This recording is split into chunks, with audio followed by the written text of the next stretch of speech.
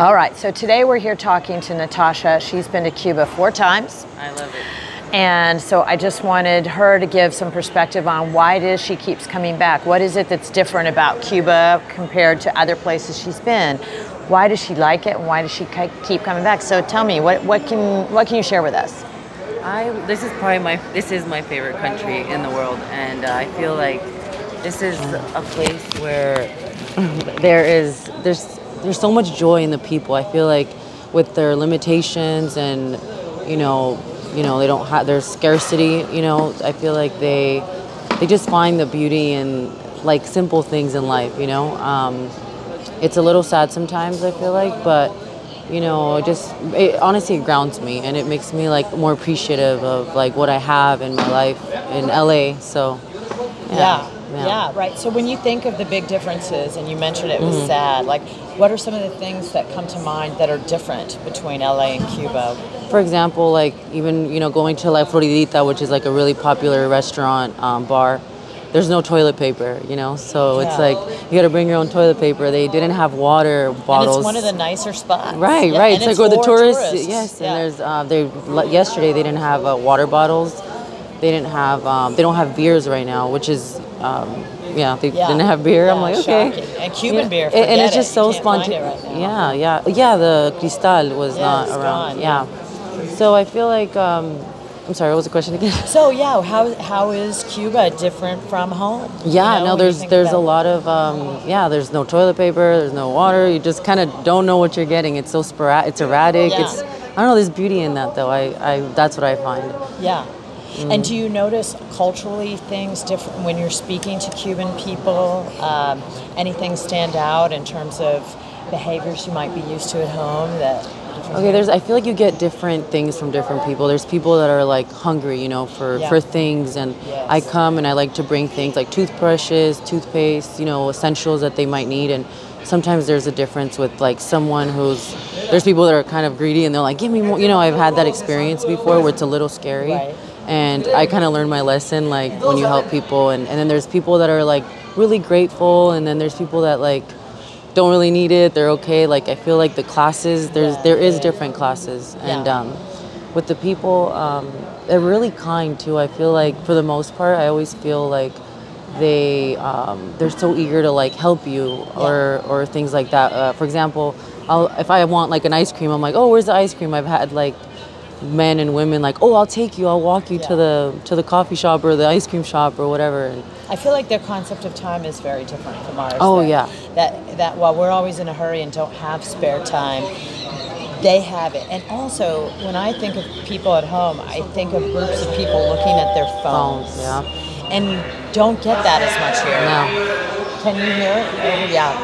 I feel like there is so much time. I feel like, for example, yesterday I needed to go get the card, the Wi-Fi card, which is the Tesco, which is what you need. So it's like, I was like, I have all the time in the world, like usually I'm like, I got to get somewhere. I got to do the next thing, and like you said, you got to be on your phone, and usually you're on your phone. But like yesterday I'm like, oh, I'm okay. And like, I can spend an hour here, like time when I think I'm like patient because of I don't know, more things make me become more patient here, and time is definitely at a slower, calmer pace. So I think you also have appreciation for something many people won't, because you've been to Cuba before all of the recent currency changes, when they used to have a convertible currency and when you could more easily change dollars, and where there wasn't this big difference between the Cadeca rate and the black market, which is what all Cubans are essentially having to use, which has made it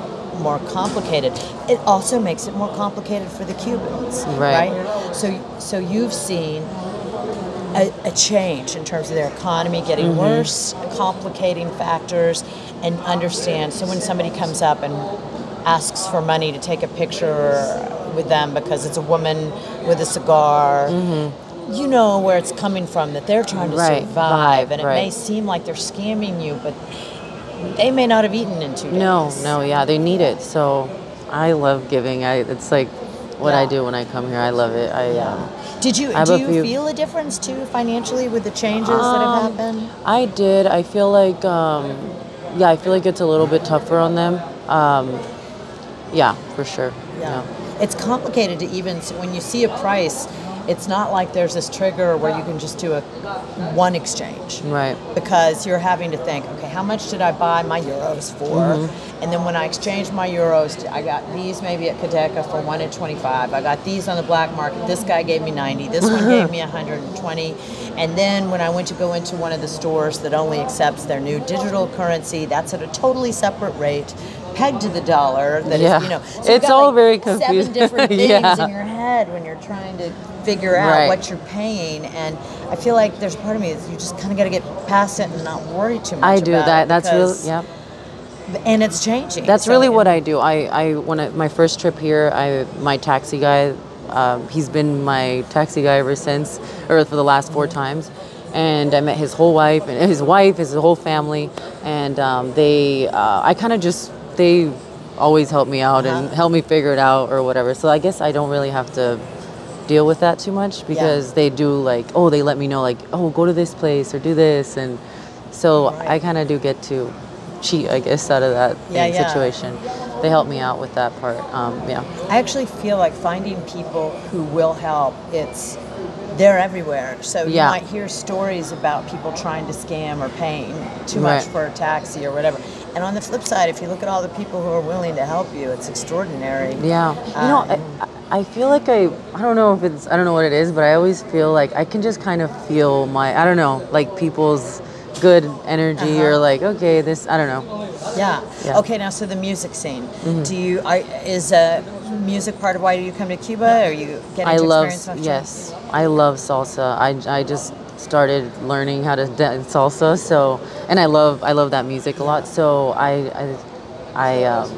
love hearing it, and it's all over the place. People are singing and dancing, and I haven't danced. Oh, I danced yesterday actually, but I haven't gone out to the club scene really. I went one time, and it was really nice. But I love the salsa music a lot. Yeah. Okay. So, do you feel a difference between pre-pandemic and now in terms of the number of visitors that are here? I would say there's a lot less than before. Yeah. Yeah, for sure. Yeah, I feel, and that's part of, I think, what's obviously hurting their economy. They have a much bigger dependence on tourism than people might expect. And I think it's hard for them too. If they're wanting to serve beer or beef or any number of things, and they have no access to it. And I feel like when I go to, whether it's a Palador or Casa Particular, people really do want you to have a great experience. They do. They genuinely do. And they are given so few things to be able to pull that off with. One of the things that I'm sure you've seen is just the ingenuity, the ability to fix things, because they have so few resources, whether it's paint or nails or hammers. But they will find a way. They will find a way. I love that about them. Yeah. I do. Incredibly resourceful. They're so eager to help and I don't know, come up with things. I don't know. It's so beautiful to me. Yeah. You know? Yeah. So we were talking earlier about, coming prepared for knowing the toilet situation. You've got to have toilet paper and so on. Anything else you would tell people coming to Cuba for the first time that they may not know in terms of being prepared? Also, I think sometimes people, I'll talk about food. I feel sometimes I feel like people think Cuban food. I was telling my friends don't think you're gonna get the Cuban food experience, because it's very up and down.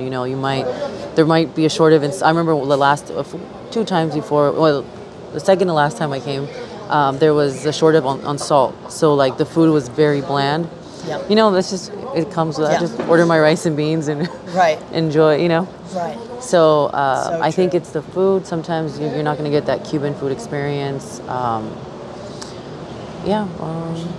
Nothing else comes to mind, but cool. Thank